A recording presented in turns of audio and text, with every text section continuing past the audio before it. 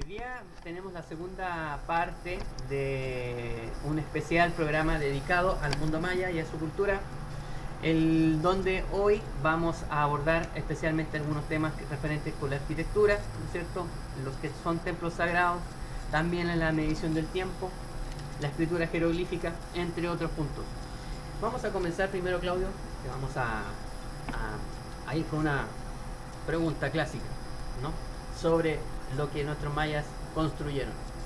Hablemos de no solo de la construcción, sino que del diseño de lo que era la arquitectura maya, ¿no?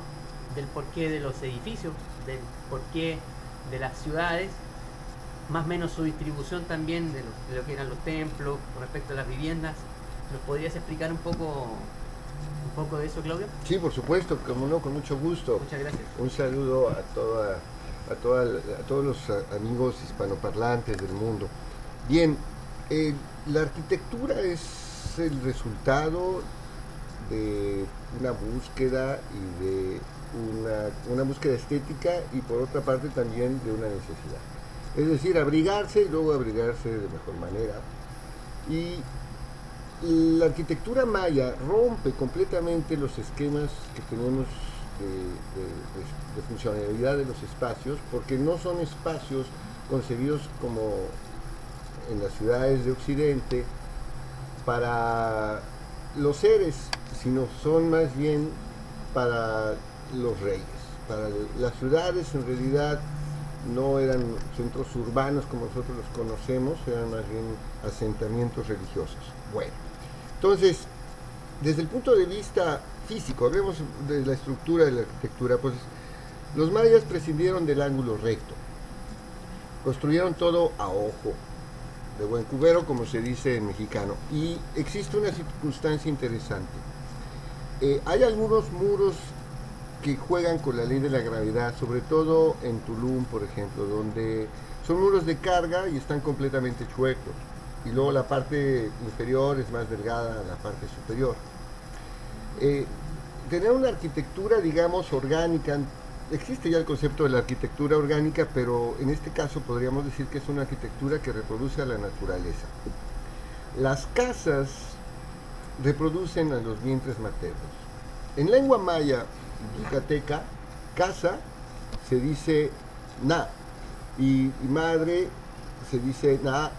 La diferencia es muy pequeña entre madre y casa, y es que en realidad la casa viene a ser como el vientre materno. Por eso las casas de hoy en día de los mayas contemporáneos, como las casas de los mayas históricos, carecen de ventanas. Claro. Entonces, cuando los mayas de la región de Yucatán salen, en ocasiones se saludan diciéndose buen sol, malo, king. Y entonces ellos auguran luz saliendo de la penumbra. Ahora bien, cuando nosotros estamos en el vientre materno estamos en una cuestión, digamos, oscura, y perdemos contacto con el líquido amniótico, y entonces al salir del vientre materno entramos a la luz, salimos de la oscuridad a la luz. Por eso todas las culturas hablan de que en el origen estuvo la oscuridad y luego se hizo la luz y se separaron las aguas del cielo y de la tierra, porque es lo que pasa con los seres humanos. Y es lo que pasa con los mayas todos los días. Ellos están en el vientre materno, salen y dicen buen sol. Sus casas viven en las penumbras por una cuestión de decisión, digamos, de un inconsciente colectivo. Entonces, eso es por un lado. Ya para terminar así este asunto, veamos lo que pasa con las pirámides o las llamadas basamentos piramidales, ¿no? Al igual que muchas de las casas, no se construían con grandes bloques. Eso es importante decirlo. Todas las estructuras mayas se construyeron con piedritas, pegándolas con algunos aglutinantes de origen calcáreo, como puede ser el sascaf o la misma cal. Entonces, los muros con estas argamasas, ¿verdad?, se hacían poco a poquito y no se transportaban piedras gigantes.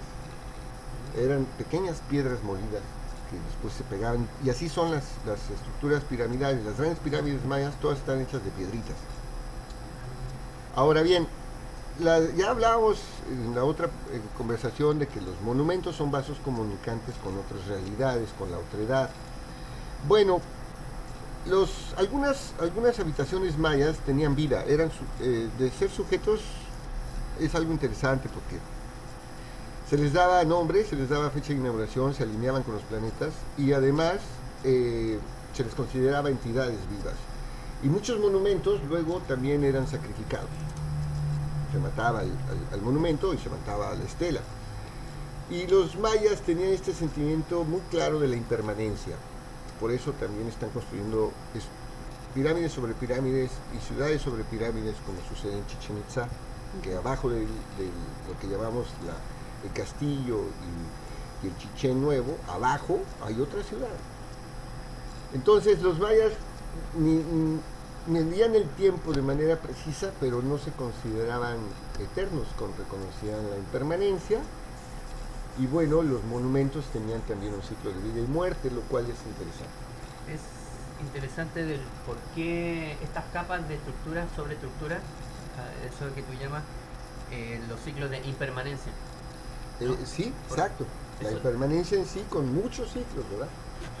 Entonces, por ejemplo, podemos hablar de que debajo de las pirámides actuales hay otras pirámides antiguas, ¿no? Bueno, casi siempre, no del todo, pero sí, casi siempre es así. Además, en ocasiones fueron construidas por varios pueblos. Por ejemplo, en Chichén Itzá encontramos 4 pueblos: los chenes, los putunes, los itzáes y los cocom. Entonces, lo que nosotros vemos, por ejemplo, la pirámide que vemos ahora fue construida entre 1198 y 1204 por Hunac Kelkawich, un militar cocom que conquistó la ciudad de Chichén Itzá. Entonces, lo que nosotros observamos es aunque llamamos Chichén Itzá, en realidad es una pirámide cocom. ¿Por qué se le llama pirámide? En Egipto el pan se les decía, había una especie de pan que se colocaba en la mano, digamos que la tenías en la mano y formaba una pirámide, o era medio piramidal, piramidus se llama. De ahí viene el nombre pirámide, del pan que comían en Egipto. Pero en realidad hay muchos nombres que no corresponden a la realidad. Los mayas, lo más extraño del asunto es que los mayas no se llaman mayas. O sea, a ellos sí es que luego me da pena porque me siento aguafiestas, pero pues es que es la realidad. O sea, los mayas no se llamaban a sí mismos mayas. Eran maíz. No, en las crónicas de Guatemala entendemos que sí son hijos del maíz. En la estela 5 de Izapa también observamos que está el mito de la creación y es hecho de maíz. Indudablemente los mayas se sentían hijos del maíz y los Ahawof, que ya hablamos profusamente la vez pasada, eran los reyes. Entonces ellos se deformaban el cráneo en forma de mazorca de maíz. Bien, todo está relacionado con el maíz, de acuerdo. Pero digamos que los mayas tenían ciudades-estados y cada ciudad-estado tenía un nombre y un glifo. Y entonces la gente que vivía en la ciudad era como, tomaba el gentilicio de la ciudad, como por ejemplo ahora vivimos en Cancún, somos cancunenses, ¿no? En el estado de Quintana Roo somos quintanarroenses, por decir. Entonces, algunas ciudades de la antigüedad conservan sus nombres, otros no. Yaxchilán no es un nombre de la época, pero reconocemos ciudades que sí lo tienen, como Cobá, como Chichén Itzá, ellos sí. En fin, entonces, si alguien vivía en Chichén Itzá, se llamaba un Chichén Itzaense, no era un maya. Por decirlo en nuestros términos, ¿no?, occidentales, pero es así la idea. Cada ciudad era una ciudad-estado. Y la gente se sentía parte de esa ciudad-estado y no de un colectivo como ahora los vemos nosotros. Los mayas formaban una cultura, pero no un imperio, eran ciudades-estados. Guerreaban entre sí, a veces hacían alianzas, pero definitivamente cada ciudad, aunque tenía un bagaje cultural, tenía hasta dioses propios. Claro. Por ejemplo, hay ciertos dioses como en Palenque, como la diosa Garza, que la vemos ahí por todos lados, en todas las crónicas, y la vemos también en cerámica, y de pronto es inexistente en otras ciudades. Ese es el punto. Y entonces no se sentían mayas propiamente tal. Ese concepto de maya engloba toda una cultura, o sea, todo un conjunto No sabemos, de relaciones, ¿no? no sabemos cómo está la jugada del nombre maya, pero ¿De dónde habrá? hay varias, Hipótesis. sí, varias recreaciones más que hipótesis, ¿no? Porque primero hay que ver que hay una ciudad que se llamaba Mayapán, que fue aliada y luego enemiga de Chichén Itzá. Los Cocón venían de Mayapán, Junac Kelkawich. Bien, entonces, por ahí podría venir, que era la zona habitada, ahí podría ser el gentilicio, ¿no?, de los mayas, de Mayapán. Y luego ya hay otras derivaciones lingüísticas que pues, están un poco rebuscadas, ¿no? Como que la idea de que están diciendo, mira cómo está hablando, mira, quiere comunicarse con nosotros, ¿no? Y de ahí viene, o que somos muchos también, no somos muchos. Entonces ahí la idea es de que llegaron y les preguntaron románticamente, ¿cuántos son ustedes? Y dijeron, somos pocos, ¿no? No, sí. No va por ahí. No, realmente mejor dejarla como está. Sí, porque es más complicado, ya empieza uno a conjeturar. Si no, nos perdemos en los meandros de la teoría, ¿no? Lo importante es saber que los mayas a sí mismos no se llamaban mayas, pero más aún, los aztecas tampoco se llamaban aztecas de sí mismos. Ellos se llamaban mexica. Así es. Cuando se saludan, se dicen mexica tiahui. Mexicanos adelante. Cuéntanos, Claudio, volviendo así un poco el tema de los templos sagrados, ¿qué función cumplía las pirámides?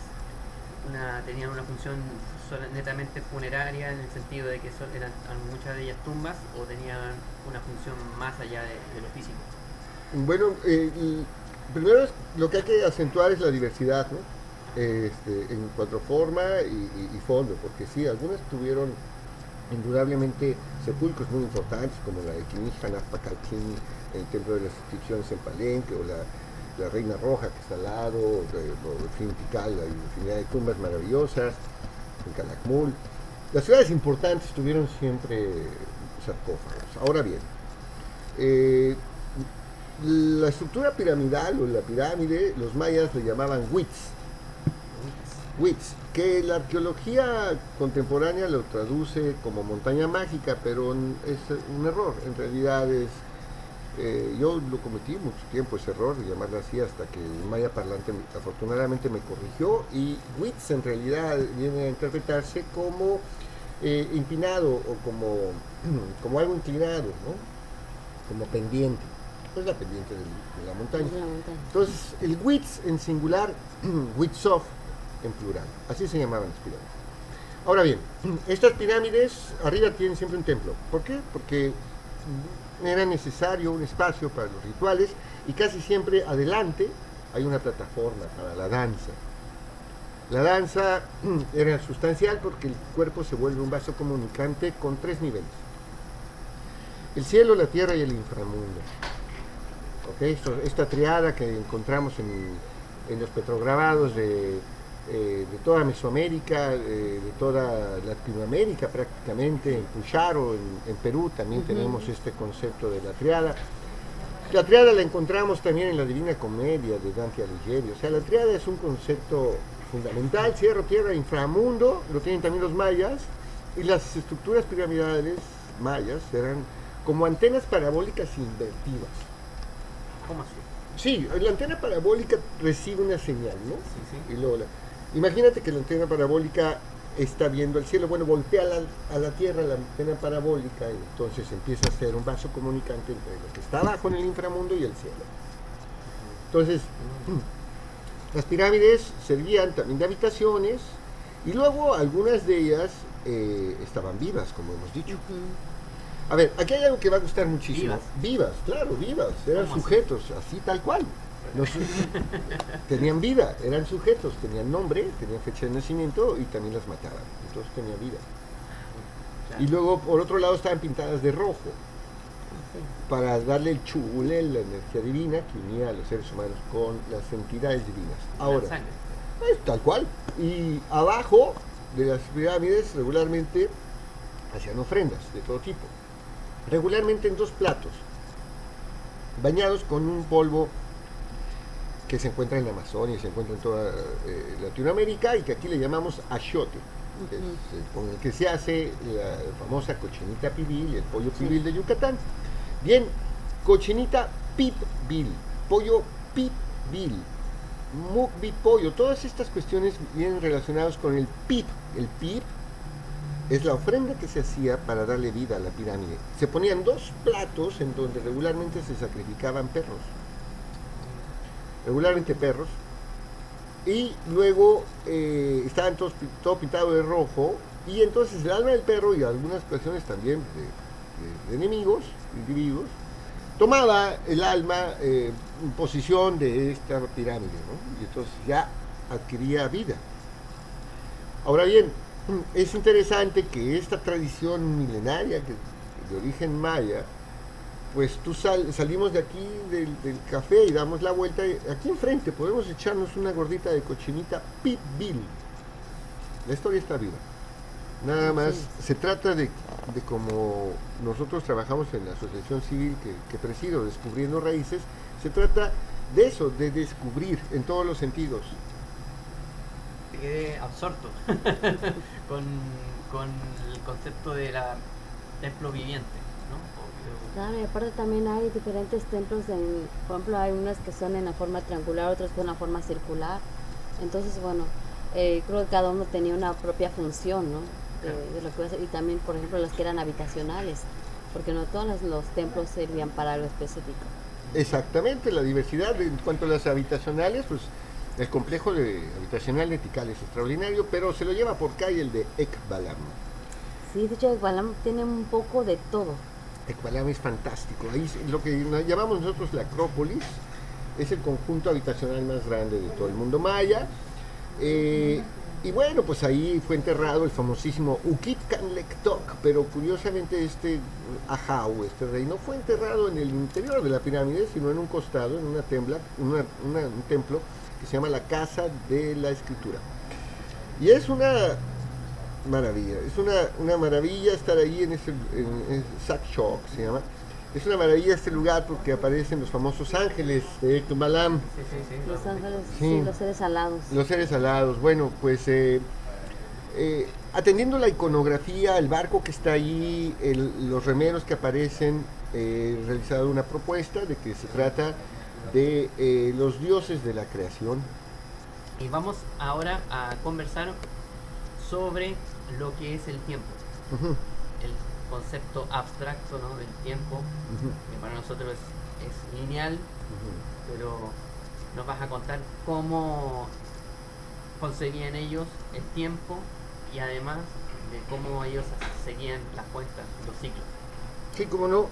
Nada más me gustaría puntualizar antes de entrar en la dinámica del tiempo que históricamente tenemos que hacer muchas concesiones, porque si queremos llamar las cosas exquisitamente como deberían de nombrarse, pues nadie entendería nada.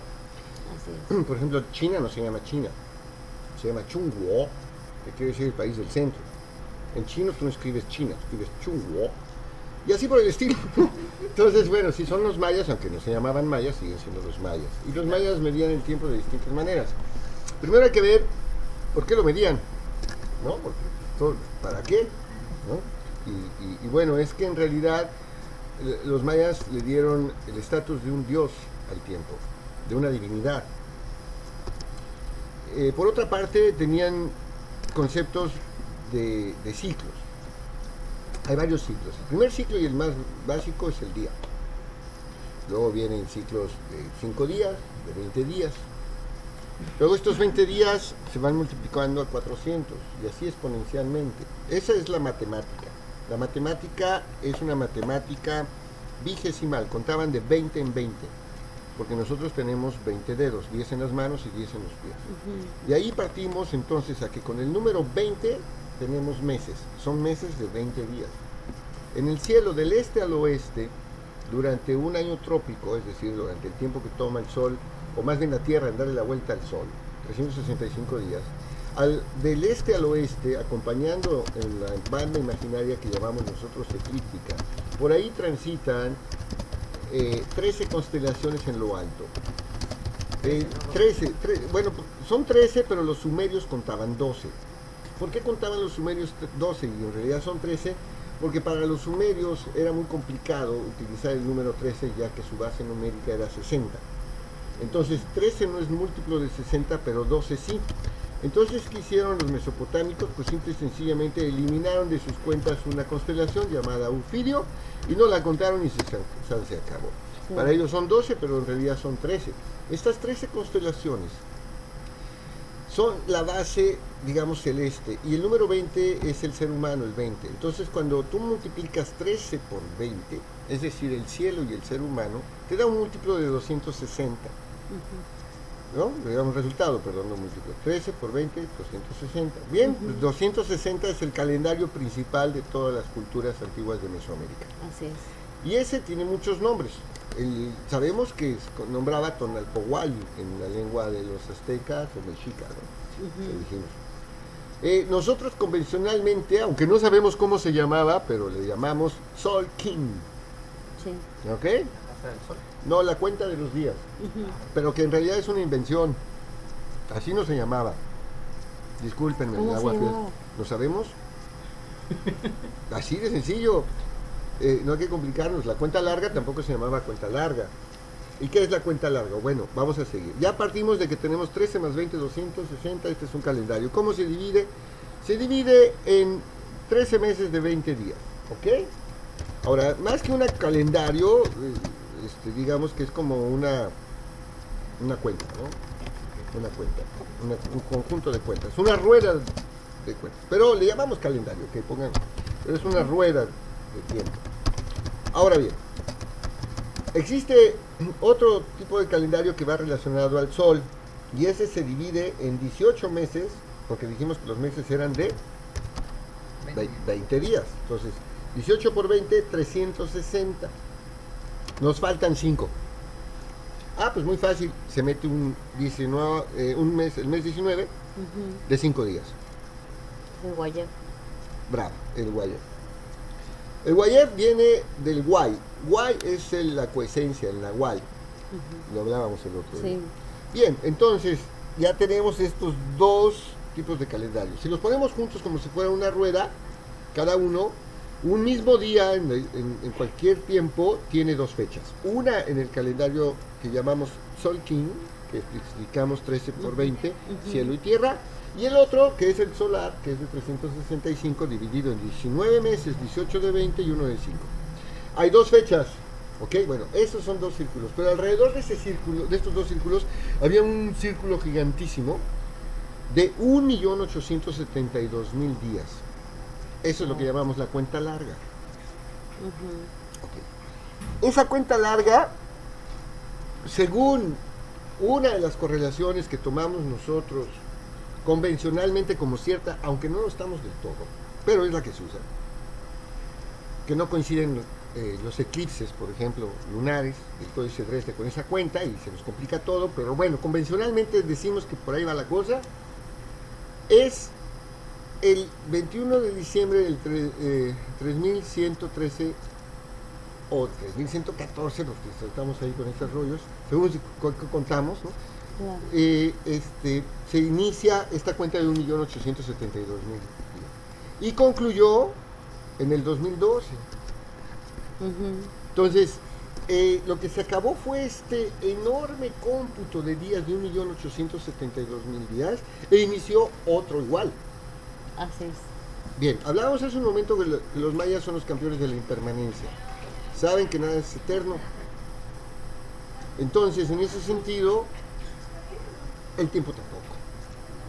Entonces, no podían ellos definir a futuro, digamos, que se acabara la humanidad cuando fueron los campeones del tiempo. O sea, no podían dar una fecha de que se acababa el mundo, porque ellos lo veían de manera cíclica, ¿no? Claro, y además entonces ahí entramos a la descodificación de lo que muchos que se hizo llamar las dichosas profecías mayas. Bueno, esas profecías mayas que no fueron mayas, las inventó un arquitecto colombiano llamado Fernando Malcún. En su momento, desde el 2010, que vino aquí a Cancún y que estuvo por todos lados amenazando sobre sus psicotrópicas ideas, que endosó a los mayas. Nadie le decía nada, nadie lo paró y se volvió una bola de nieve extraordinaria. Y luego, para colmo, ni siquiera la industria turística sacó provecho, hizo monumentos a lo inexistente, se hicieron una serie de barbaridades históricas. Y bueno, pues el Instituto Nacional de Antropología e Historia guardó silencio, mandó por ahí la revista Arqueología un buen número sobre el calendario, quiso medio desmitificar, pero no hubo una voz autorizada que dijera el gobernante: a ver, señor, paren de este cuate, porque no es así, se está inventando este rollo y nos viene aquí a cobrar miles de pesos por sus conferencias. Y no, los mayas no. Nadie los defendió del parte oficial. Los particulares como yo, varios epigrafistas, le echamos carrilla y nos cortó de su face. Bueno, entonces, afortunadamente hace 3-4 meses, ¿no? Por ahí anda la fecha, volvió a decir una barbaridad y entonces, ya con otro perfil nuevo que tengo, entré a su face y lo cuestioné. Entonces le pedí que nos diera a toro pasado 2 años, ¿no? Porque él decía que todas las profecías se habían cumplido. Muy bien, perfecto. Entonces, pásenme usted sus fuentes. Me pasó 13 o 14 larguísimos artículos donde sus fuentes son sus especulaciones sobre la Atlántida. O sea, sus fuentes son sus opiniones. Sí. Soy así, de ese tamaño, con ese descaro. Y bueno, afortunadamente fue en su espacio, se hizo público, lo develé como un verdadero fraude, como un estafador histórico, como alguien que ha dañado muchísimo la historia maya. Y afortunadamente, pues pasará a la historia como lo que es, como un estafador. Y por otra parte lo publiqué también en el periódico Por Esto, en mi blog, en todos lados. Y bueno, pues está saldada la cuenta desde el punto de vista moral. Sí, bueno, acá teníamos una pregunta de esta ley, nuestra amiga de Lady Mari, que precisamente Colombia, ¿no? ella preguntaba con respecto a las profecías mayas. Dice, en su opinión, ¿por qué esta información no es enseñada en las escuelas a nuestros jóvenes? Porque no es verdad. Porque no es verdad, porque es una invención del arquitecto Fernando Malcún, que punto, es así de sencillo, es un fraude, es una invención de un señor que hizo muchísimo dinero con esto, que vendió muchísimas conferencias a precios extraordinarios, y bueno, pues allá su conciencia, ¿no? Yo ya lo evidencié públicamente. Después de las profecías, a través de las profecías mayas, empezó a decir que todo finalmente iba a acabar el mundo el 12 de diciembre, digo el 21 de diciembre, ¿no? Y los 3 días de oscuridad. Es una Sí, estupidez. toda esa parte. La palabra correcta es una estupidez. Mira, él decía que nada más para comentar una de las psicotrópicas ideas que tuvo este señor, que del centro de la galaxia iba a venir un rayo luminoso que iba a alinearnos. A ver, vamos por partes. En el centro de la galaxia lo que hay es un enorme, gigantísimo agujero negro. Y los agujeros negros lo que hacen es absorber la energía, no la emiten. Nuestra galaxia tiene 100.000 años luz. Aproximadamente nosotros estamos casi en la cola. Entonces, si algo viniera de 50.000 años luz, que sería el centro, lo hubiéramos visto desde hace siglos.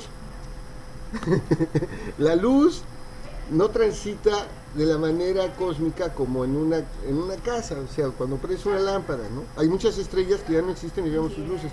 Si algo hubiese venido, un rayo luminoso del centro de la galaxia, ya lo hubiéramos visto.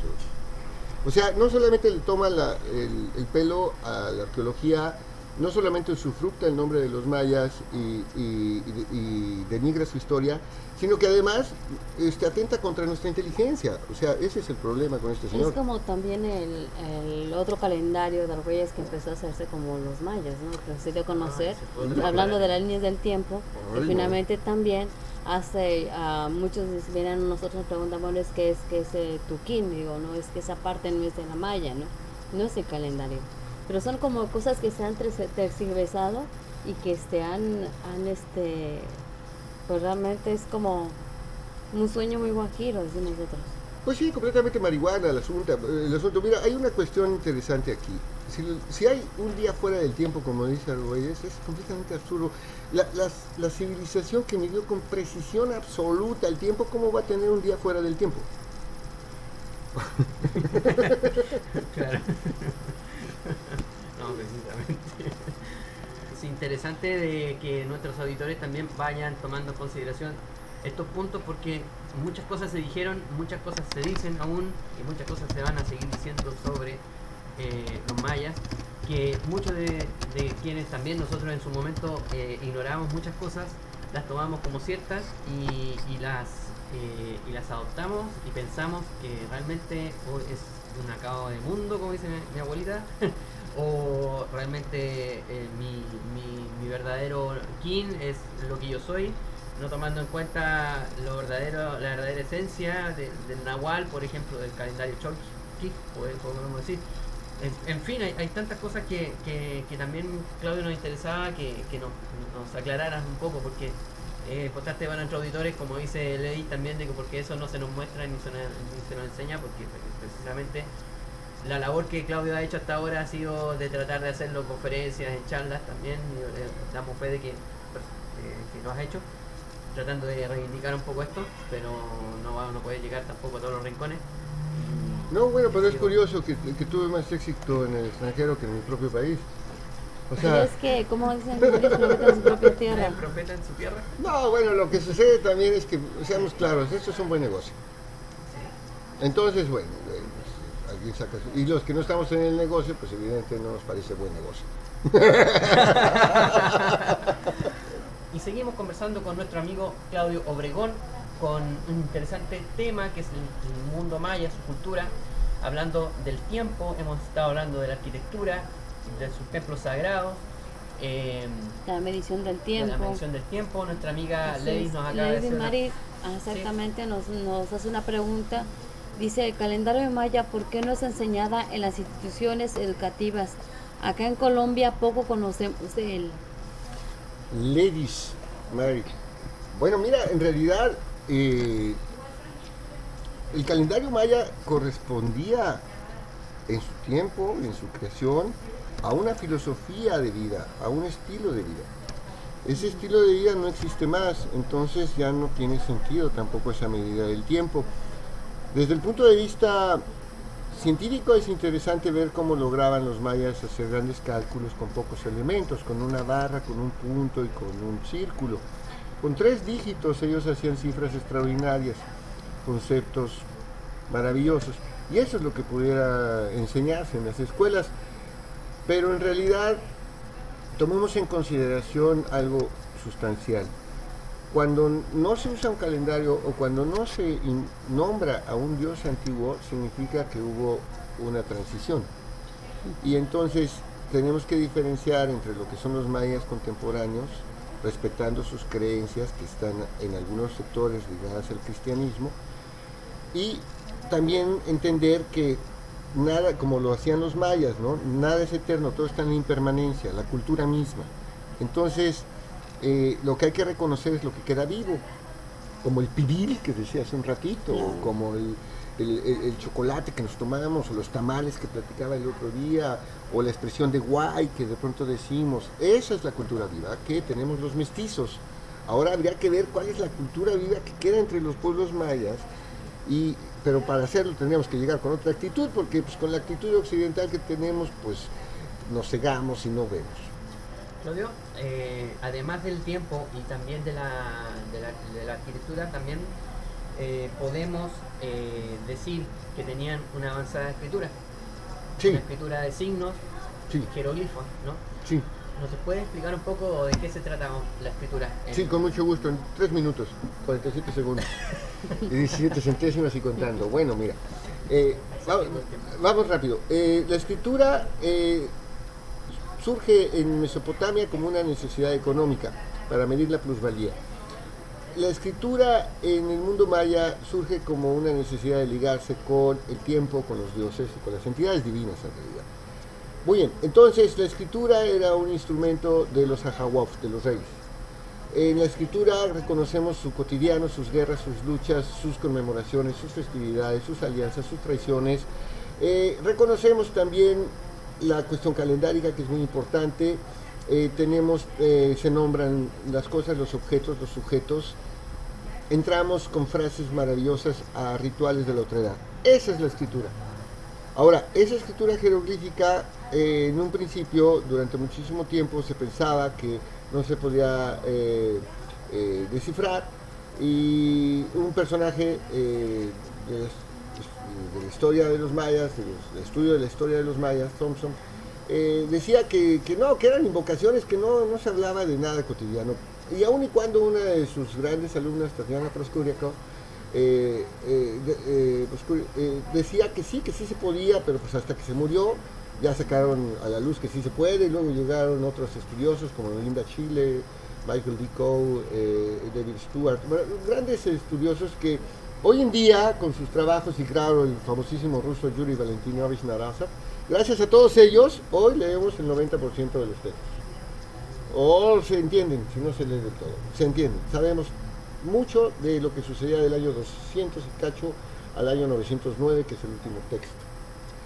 Entonces se refiere a todas estas celebraciones rituales, invocaciones, advocaciones, etc.